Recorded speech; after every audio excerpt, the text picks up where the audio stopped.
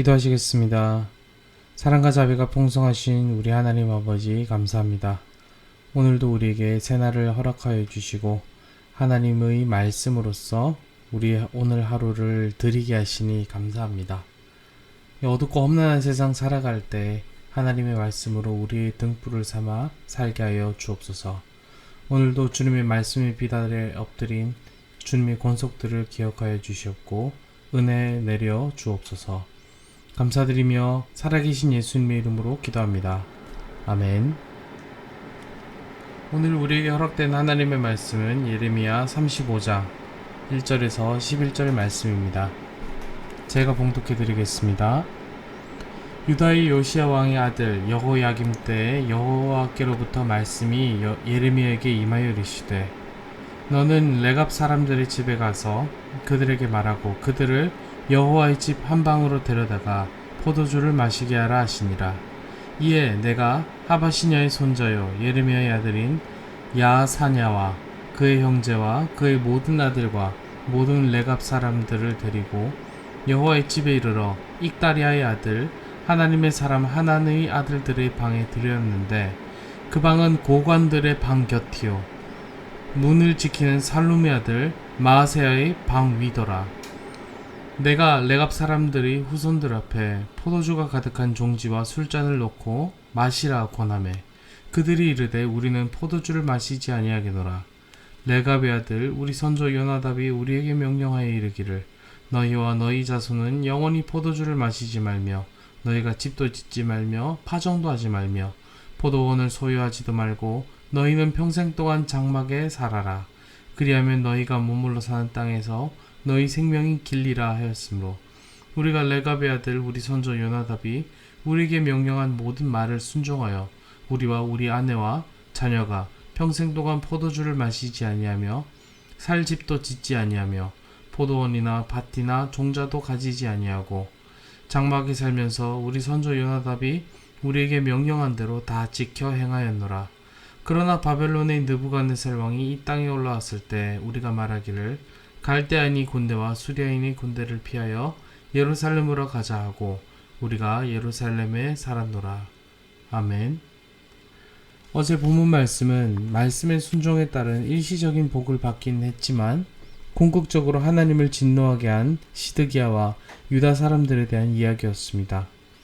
하나님의 이름을 걸고 맹약했음에도 그들의 변절은 너무나도 가볍고 쉽게 일어난 것이었고 하나님은 반드시 그를 심판하시겠다는 말씀으로 끝을 맺었습니다. 예레미야서 32장부터 38장까지는 유다의 마지막 왕 시드기야의 통치를 다루고 있는데 그 중에서 오늘 보실 35장에서 36장은 시드기야의 이전 왕인 여호야김 시대에 일어난 일을 다루고 있습니다. 레갑 족속이라고 하는 사람들이 갑자기 등장하는 것을 오늘 발견하는데요. 레갑 족속들은 모세의 장인인 이드로의 후손으로서 가나안 사람들의 생활과 종교의 영향에 반대하는 집단입니다. 그들은 농경 생활에 반대하면서 집도 없이 장막에 거했던 사람들입니다. 이들은 선조 요나답으로부터 물려받은 경건한 유산을 지키며 살아왔던 것이죠. 열왕기하 10장에는 레갑 족속이 예후를 도와서 북이스라엘에서 바알 숭배를 제거하는 일에 참여한 기록도 있습니다. 이들은 바벨론의 침략을 피해서 자신들의 장막을 떠나 예루살렘 성으로 몸을 피했습니다. 하나님께서는 예레미야에게 경건의 전통을 지키는 레갑 족속을 시험하게 하셨습니다. 포도주를 권한 것이죠. 그러나 레갑 족속은 선조 때부터 지켜온 자신들의 경건을 이야기하면서 포도주 마시기를 거부합니다. 하나님의 선지자 예레미야가 선지자의 권위로서 더군다나 유력한 신분들인 방백들의 방에서 공개적으로 포도주를 권하는데 이 웬만한 사람들은 그것을 거부하기 쉽지 않았을 것이지만 레갑 족속들은 그것을 거절했습니다. 이 레갑 족속이 자신의 선조 요나답으로부터 받은 명령은 다음과 같습니다. 요나답은 후손들에게 다음과 같이 명했습니다. 첫째, 포도주를 마시지 말 것. 둘째, 집을 짓지 말고 장막에 거하며 어디든 정착하지 말 것. 셋째, 농사를 짓지 말고 유목생활을 할 것. 바로 이것이 그것입니다. 그런데 이들이 받은 명령에 대해 수식된 부정어를 가만히 살펴보면 이것은 10계명의 조항에 대해 쓰인 강한 형태의 부정문이라는 것을 보게 됩니다. 즉 이들에게 있어서 이 조항이 절대적인 의미로 지켜져 왔다는 것이죠. 요나답은 예전 북이스라엘 예후 왕조 시대의 사람이기 때문에 레갑 족속은 오늘 본문까지 대략 250년이 지나는 세월 동안 이 명령을 준행하며 살았던 것입니다. 그들은 비록 자신들이 바벨론의 침략으로 인해 예루살렘 성 안에서 피해 살고 있긴 하지만 그들이 자신의 고유한 삶의 방식을 포기한 것이 아니라고 말하고 있는 것이죠. 이 레갑 족속과 유다 지파 그리고 이 예루살렘 사람들 간의 공통점이 있다면 어떤 점이 있겠습니까? 바로 가나안의 문화와 종교에 물들지 말고 거룩하게 살아야 한다라는 명령을 받았다는 것이죠. 그러나 레갑 족속이 가나안의 문화와 종교에 물들지 않은 데 반해서 유다 지파와 예루살렘 사람들은 수많은 선지자들의 경고에도 불구하고 불순종을 거듭해왔다는 차이점이 있습니다. 어제 본문을 통해서 우리는 상황과 이익관계에 따라 하나님 앞에서 맹세한 것도 손바닥 뒤집듯이 어기는 것을 보았습니다. 하나님께서 이에 매우 진노하셨죠. 극도로 간악한 유다와 예루살렘 사람들에게 대한 분노가 표출되다가 오늘 갑자기 레갑 족속을 시험해보라 하신 하나님은 도대체 어떤 교훈을 주고자 하시는 걸까요? 그렇다면 우리는 무슨 교훈을 얻을 수 있을까요?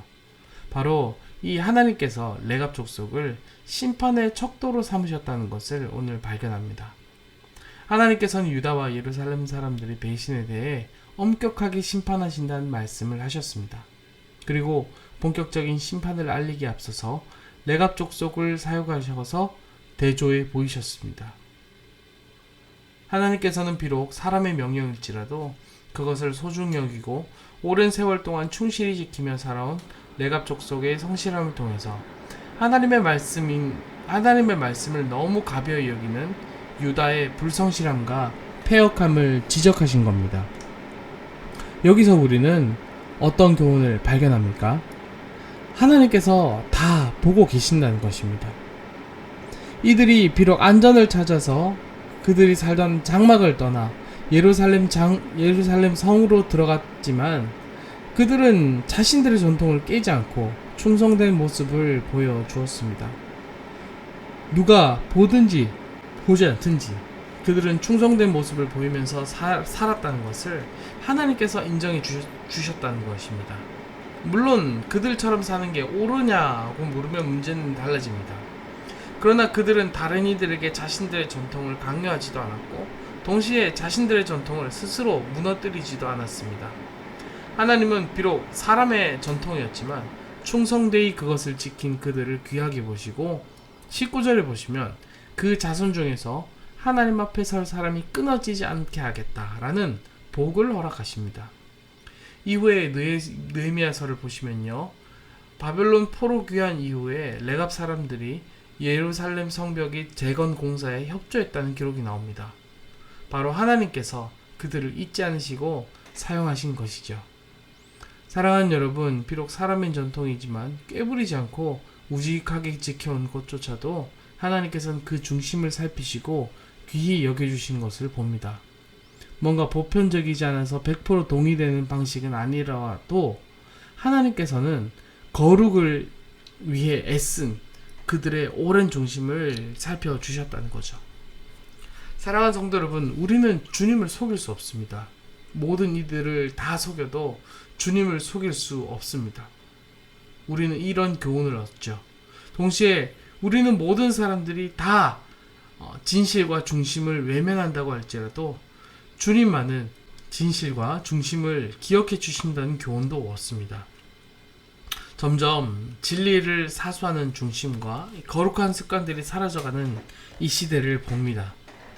주님께 드리는 헌금을 늘 새돈으로 준비하고 혹 그러지 못할 경우에 다리미로 달아서 성경책 안에 고이 두었다가 드리는 모습들이 사라지고 있습니다. 성경책을 아무데나 두지 않고 가장 귀한 장소에 보관하는 모습들이 사라지고 있습니다. 구원과 관련된 진리가 아니라는 이유 아래 주님께 정성을 다해 드리는 문화가 사라지는 것을 느낍니다. 코로나로 인해서 이런 현상은 더욱더 가속화되고 있고 점점 보편화되고 있습니다. 그러나 하나님은 중심을 보십니다. 하나님을 존귀하게 여기고자 애쓰는 마음, 그것을 다 알아주시는 줄로 믿습니다. 사랑하는 여러분, 주님께 귀한 것 드리고자 지키고 있는 그 중심을 지켜가시길 소원합니다. 우리 주님께서 다 보시고 기억하여 주신 줄 믿습니다. 진리 문제가 아니라 하여 그것을 가볍게 여기는 사람들이 아니라, 진리 문제가 아니지만 주님 앞에 가장 귀한 것을 드리고자 하는 그 중심을 주님께서 보시고 기억하여 주시고 복 내려 주시는 줄 믿습니다. 하나님 앞에 귀한 것 드리길 늘 원하는 그 중심으로 살길 결단하는 오늘 말씀 앞에 엎드린 저와 여러분 되시길 간절히 소원합니다. 기도하시겠습니다. 사랑과 자비가 풍성하신 우리 하나님 아버지 감사합니다. 중심을 보시며 그 중심을 통해서 척도로 삼으시는 우리 주님의 모습을 봅니다. 주님 앞에 거룩한 습관들이 사라져가고 거룩한 중심들이 사라져가는 이 시대를 봅니다. 주님 앞에 드려야 할 것, 드리지 말아도 될 것, 이것들을 구별하는 그런 모습들도 보게 됩니다. 주님이 가장 사랑하는 중심, 주님이 가장 기뻐하시는 방식, 그 방식들이 무엇일까 고민하며 애쓰는 그런 신앙이 배양될 수 있도록 주여 우리 가운데 함께하여 주옵소서. 날이 갈수록 주를 향한 사랑이 더욱더 깊어져가는 우리 모든 서물로교회 권속들 되길 소원하오니 주여 은혜 내려 주시옵소서. 감사하며 이 모든 말씀 살아계신 예수님의 이름으로 기도합니다. 아멘.